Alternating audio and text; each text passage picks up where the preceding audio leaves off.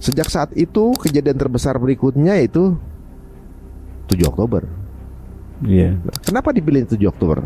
Ini apa alasannya? Tanggal 1 Oktober 2023 saya masih sholat di Masjidil Aqsa. Itu sholat subuh terakhir saya di Masjid Qibli bersama istri saya. Nah, selama 3-4 hari saya di Palestina, saya itu ada keanehan. Kan saat itu momentum Maulid Nabi. Masjid Qibli penuh, Al-Aqsa penuh. Sejak tanggal 7 Oktober terjadi ini, maka sampai sekarang upacara tersebut belum terjadi atau sudah? 2 bulan lalu saya dapat berita dari teman-teman ketika saya membahas tentang ini. Seseorang kirimkan WA ke saya bahwa kapan dalam prediksi anak Israel ini akan hancur. Beliau mengatakan di awal abad mendatang ini saya akan hancur. Tepatnya di angka 2027.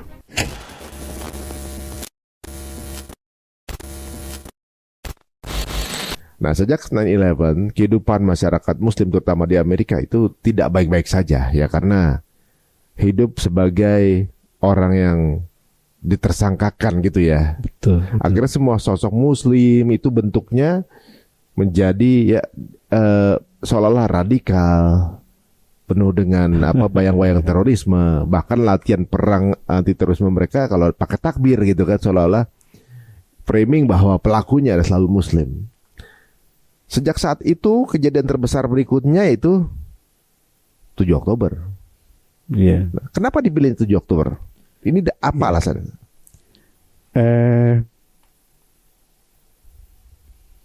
Tanggal 1 Oktober 2023 saya masih sholat di Masjidil Aqsa. Itu sholat subuh terakhir saya di Masjid Qibli bersama istri saya.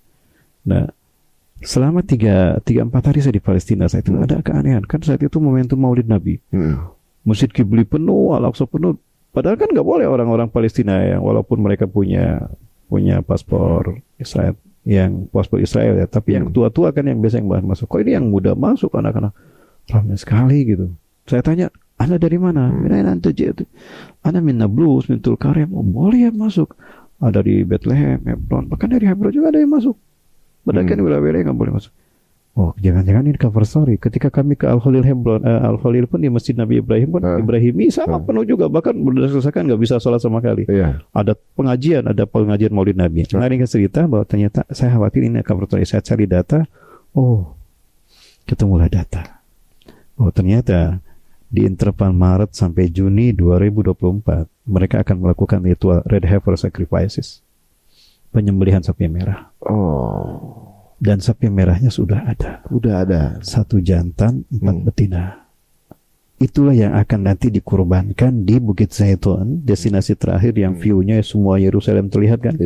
Yang di tengah itu untuk jantan, 2 di kanan, 2 di kiri untuk betina. Itu ritual rencananya akan dilakukan bulan Maret sampai bulan Juni 2024. Artinya paling tidak Desember 2023 close tuh Masjidil Aqsa. Dan jika ritual itu dilakukan, itu pertanda ya pembangunan Haikal Salomon akan mereka lakukan. Artinya Al-Aqsa akan mereka hancurkan. Ini yang diketahui oleh para petinggi Hamas. Maka didahulukan. Nah, kalau dibiarkan Israel melakukan itu ritual ini, artinya Al-Aqsa akan mereka hancurkan. Apalagi memang sudah ada 300 terowongan kan di bawahnya. Kalau ada gempa skala 6 skala liter saja ambruk, ya udah alasannya karena gempa, dan ini digunakanlah mulut Amerika bahwa ini hak Israel, dan sampai kan ini pernah dikatakan oleh Donald Trump kan? Ya. Especially I recognize that Yerusalem is the capital of Israel. Israel. Itu sebetulnya kalau Yerusalem sudah jatuh milik Israel, ya terserah saya lah mau ngapain, termasuk menghancurkan Masjidil Aqsa karena di sana kami ingin membangun istana kami karena sudah menjadi wilayah kami. Sebetulnya targetnya itu. Nah, maka para petinggi Hamas berkumpul. Ada Muhammad Al-Deif, ada Ismail Haniya, ada Yahya Sinwar, Allahu yarhamuhum ya. Semuanya sudah saya termasuk Abu Ubaid Jalal juru bicara. Maka dipilihlah tanggal 7 Oktober itu Paskah sudah selesai. Dan saya melihat bagaimana mereka melakukan perayaan Paskah hari Kamis, hari Jumat. Ya, hari Sabtunya, hari terakhir saya di sana, saya melihat orang-orang Yahudi melakukan the Great Sabbath. Nah, Hamas masih menghargai peristiwa itu. Nah, dipilihlah tanggal 7 Oktober, momen yang pas di mana mereka baru selesai rehat dari hari-hari besar tadi. Lagi pesta, dilakukan aksi. Maka aksi ini adalah aksi besar-besaran, menang atau hancur sehancur-hancurnya, atau kalah. jihad terakhir. Maka dalam apa targetnya? Menyelamatkan Masjidil Aqsa dari rencana dihancurkan. Maka tema yang diambil Tufanul Aqsa. Kenapa namanya Tufanul Aqsa? Dan tidak tanggung-tanggung, maaf, tidak tanggung-tanggung. 4.000 tentara elit IDF mereka siapkan oleh Benyamin Netanyahu. Dalam serangan ini, hanya dalam tempo 2 bulan habis yang 4.000 ini. Bagaimana tidak marah tuh orang-orang yang si Netanyahu ini.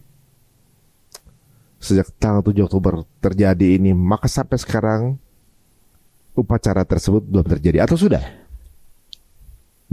2 bulan yang lalu kurang lebih 2 bulan yang lalu saya dapat berita dari teman-teman ketika saya membahas tentang ini. Seseorang kirimkan WA ke saya bahwa Ustaz, Israel diam-diam sudah melakukan ritual ini. Masa? Iya Ustaz, nih linknya saya kirimkan. Qadarullah, sampai sekarang saya cari itu di HP saya nggak ada. Satu-satu mana, kemudian saya lupa nggak save nomor dia, nama dia. Dia sengaja nggak ngirim nama dia. Tapi saya tahu siapa dia. Karena kalimatnya akrab sekali dengan saya gitu ya. Nanti kalau ketemu nanti saya lihat. Jadi ritual itu sudah mereka lakukan, dan artinya Al-Aqsa tetap akan mereka hancurkan. Tidak lama setelah itu muncul seruan penting jihad menyelamatkan Masjidil Aqsa dari Syekh Senior Al-Aqsa, Syekh Yakim Masobi. Itu ada videonya, bisa saya simpan, bahwa Israel sedang akan melakukan penghancuran Al-Aqsa. Itu tidak lama setelah data itu saya dapatkan.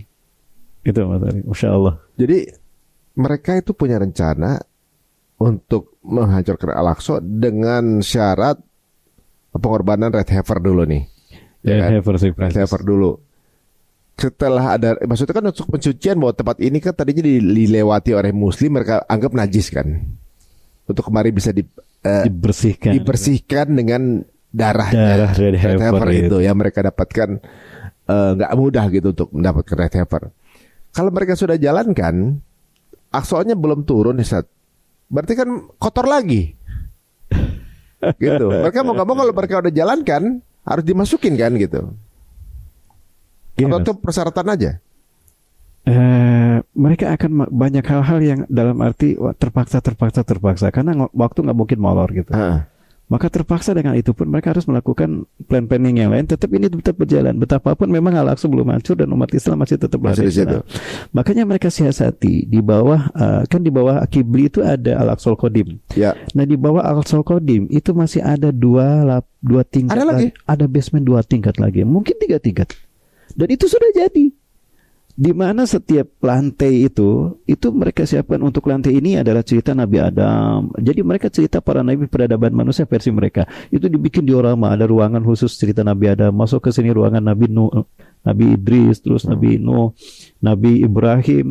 Nah, untuk lantai atasnya ada Nabi Musa sampai Nabi Daud. Nah, yang di atas itu tadi itu adalah diorama yang akan mereka bangun ketika Al-Aqsa betul-betul runtuh.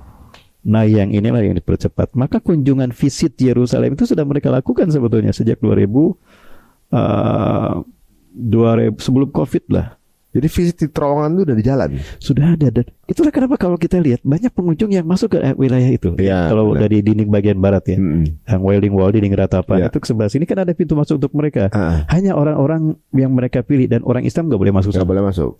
Yang boleh nggak ada akses ke sana kita. Nggak ada akses sama sekali. Saya hanya bisa lewat saja. Oh, kita nggak boleh masuk. Jangan. Kata tour guide kita bilang, kita nggak bisa masuk sana. Dan jangan lihat ke sana gitu. Karena tentara-tentara IDF berbaris di sana. Berarti memang sudah. Berarti bukannya isapan jempol guys. Apalagi UNICEF kan udah mengingatkan gitu kepada para pelaku penggalian sumur bahwa sangat berbahaya untuk situs bersejarah. Kalau UNICEF bilangnya situs bersejarah. Tapi tidak diindahkan oleh mereka. Ya mereka sama seperti Donald Trump juga sih sebenarnya. Nggak ada hukum lah sebenarnya. Terserah dia. Mereka berlaku seperti pemimpin dunia lah sekarang saat ini kan. Betul. Bukan Jabariyah. Dan kitanya cuma menang banyak aja. Padahal mereka tuh cuma 8 juta. Kalau dikencingin sekitarnya tuh orang Muslim Arab sih sudah selesai itu sebenarnya kan. Nah sekarang ini setelah 7 Oktober dan kemudian terpendingnya upacara Red Heifer. Red Heifer kan sudah katanya tadi. Sudah ada. Maksudnya upacara untuk mengambil alih Aqsa ini kan masih terpending. Betul. Ya kan. Dan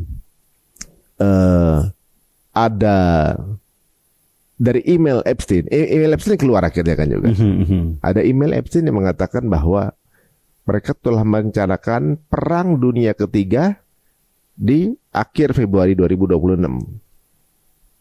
Nah, apakah bisa juga ada korelasinya gitu saat ibaratnya gini, oke, nggak ada gempa, Aqsa-nya nggak jadi jatuh. Apakah dengan cara kemudian adakan perang dunia ketiga? Secara nggak langsung kita lihat sekarang posisi Amerika sudah sama Iran udah tinggal taplok-taplokan aja nih.